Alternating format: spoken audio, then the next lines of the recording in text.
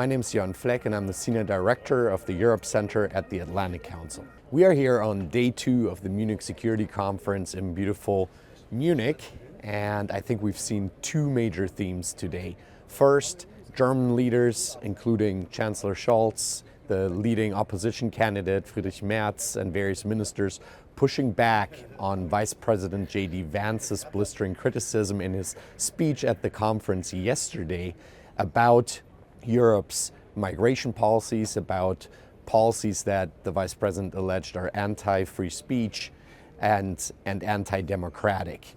And the German government and opposition leaders really pushing back on that criticism and demanding that the United States not interfere in Germany's election and political process. The second theme, I think, was that Europe finally needs to start delivering on taking a larger responsibility for foreign and security policy, for its own security, for support for Ukraine.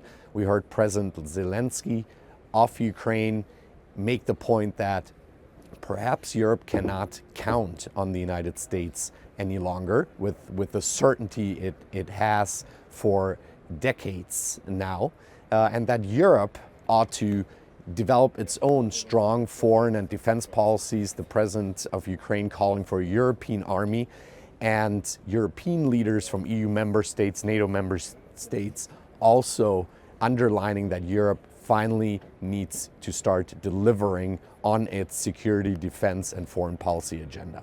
At the Atlantic Council, at the Europe Center, we will continue to feed ideas, develop ideas, and feed them into this debate and follow this debate very closely in what Europe will do on its own security and support for Ukraine.